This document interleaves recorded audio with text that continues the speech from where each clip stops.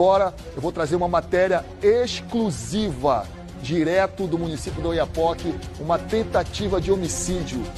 Um homem tentou matar, feminicídio, tentativa de feminicídio. Um homem tentou matar sua companheira e ela foi salva por um milagre. Acompanhe a matéria da nossa repórter Cris Passos. Quem vê os dois sorrindo em fotos antigas jamais imaginaria que aquela relação quase terminaria em um crime de feminicídio. O que parecia um casal comum escondia um histórico de violência que na madrugada deste sábado quase terminou em morte. Quantas vezes, porque tudo se torna muito confuso e me deferiu tapas no meu rosto, puxões de cabelo e no auge da agressão ele usou arma de fogo. Me jogou na cama e inseriu arma de fogo na minha boca. Eu estou com lábios cortados, disserações tanto internas quanto externas, devido à pressão da arma. E no último momento ele tentou atingir o meu rosto. Ele estava em cima de mim, ele não estava longe e não conseguiu atingir o meu rosto e atingiu a minha mão. Em depoimento, a vítima contou que foi esganada repetidas vezes, desmaiou e, ao recobrar a consciência, percebeu que a violência continuava. Em meio às agressões, ela implorou para não morrer. A situação ficou ainda mais grave quando o agressor sacou uma arma de fogo e, segundo relatos, colocou a arma dentro da boca dela. Em seguida, apontou para o rosto numa clara tentativa de execução. No momento do disparo, a mulher conseguiu levantar a mão para proteger o rosto. O tiro atingiu a mão dela e evitou um desfecho fatal. Olá, Cris, boa tarde. Você que teve mais contato com essa matéria, deve ter sido bem doloroso para você, como mulher, fazer uma matéria dessa com uma crueldade gigante. Boa tarde, Felipe. É um caso que nos choca, confesso a vocês que eu fiquei muito abalada este final de semana, precisando sair do meu descanso para acompanhar um caso como esse. E para deixar a nossa matéria mais completa ainda, a doutora Ligiane Evangelista aceitou falar conosco, né, nesse momento. Ela e a Samara, diretamente do Oiapoque, estão ao vivo para falar com a gente. A Samara, minha solidariedade a você nesse momento como mulher. A NCTV Amapá não irá se calar diante desse caso, você não está sozinha.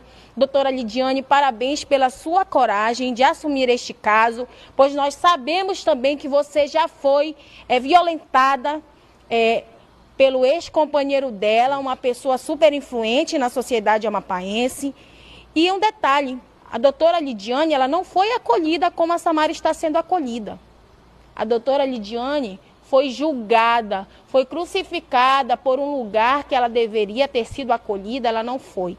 Então, doutora, parabéns pela sua atuação, parabéns pela sua coragem, obrigada por não permitir que a Samara se calasse mais uma vez. E, Samara, nós estamos aqui nesse momento, eu gostaria que você me falasse o que foi que aconteceu neste dia. Você tentou romper o relacionamento e o agressor não aceitou o fim e voltou na sua casa com a intenção de lhe matar. Me conte, por favor. Boa tarde. Há alguns meses eu venho observado comportamentos deles possessivos cada vez piores e piores. E as notícias começaram a me assustar. A acompanhar as notícias, acompanhar os casos, eu comecei a pensar, esse homem ainda vai me matar. Ele vai me matar. Aquela máscara do amor, ela foi caindo e eu fui vendo o que realmente iria acontecer. Na sexta-feira, nós tivemos uma breve discussão por eu estar na manicure. E eu falei que eu não queria mais, que eu estava realmente muito cansada. E a conversa encerrou aí. Ele falou, tudo bem, acabou. Eu fui dormir, eu quis acreditar que ele tinha aceitado. Apesar de já ter recebido antes várias ameaças relacionadas a término. Na madrugada, tinha mensagem no celular dele, eu não tinha visto, já acordei com ele batendo na porta, pediu para que eu abrisse a porta, eu me recusei, por ver que ele estava embriagado e por saber que ele era violento. E quando eu entrei para o quarto, falei com ele da janela, e ao entrar para o quarto para pegar o celular para ligar para a polícia, ele deu 2 chutes na minha porta e arrombou a minha porta. Quando eu vi que ele arrombou a minha porta, eu já sabia que ele ia me matar. Tanto que a primeira coisa que eu gritei, que a vizinha tem ouvido, foi, ele vai me matar. E eu não consegui fechar a porta do quarto. E a partir daí, ele começou a me esganar, a me bater muito, a bater no meu rosto, a me empurrar, a me chamar, não posso falar os nomes por causa do horário, por famílias estarem assistindo, nomes absurdos, e me ameaçar de morte, perguntando se eu achava que ele não tinha coragem de me matar. Pedi em nome dos meus filhos, pedi por mim, pedi por ele, eu implorei pela minha vida. E quando ele parava de me enforcar, que eu voltava de desmaio, eu tentava usar minha força para pedir socorro. Eu só repetia, ele está me matando, ele vai me matar. Quando finalmente ele me jogou na cama, depois de uma simulação de que estaria falando com a PM, eu acho que ele se descontrolou por eu ter visto que ele não estava falando com ninguém, ele me jogou na cama e colocou a pistola na minha boca. Depois de colocar a pistola na minha boca, ele gritou, tu acha que eu não tenho coragem de te matar? E palavrões. E pressionou a pistola no meu rosto. Com a pressão, o meu rosto virou.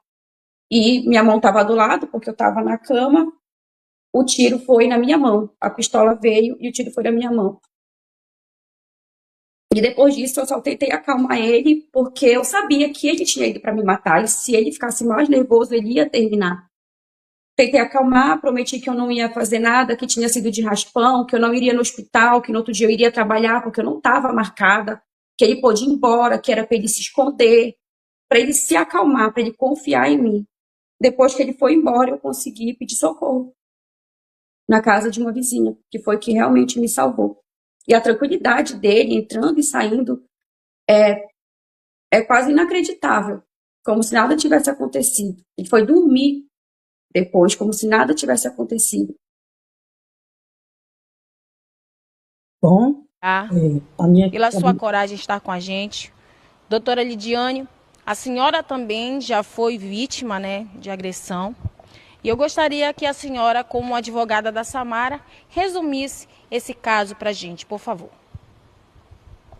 É um caso de tentativa de feminicídio, é um caso muito, muito grave, e eu fico observando como profissional que trabalha há mais de 8 anos com violência doméstica, defesa de mulheres e violência doméstica, que a mulher é tratada como se fosse um objeto, que, independente se a mulher possua a sua liberdade financeira, o seu dinheiro, ainda assim ela tem que ser subjugada.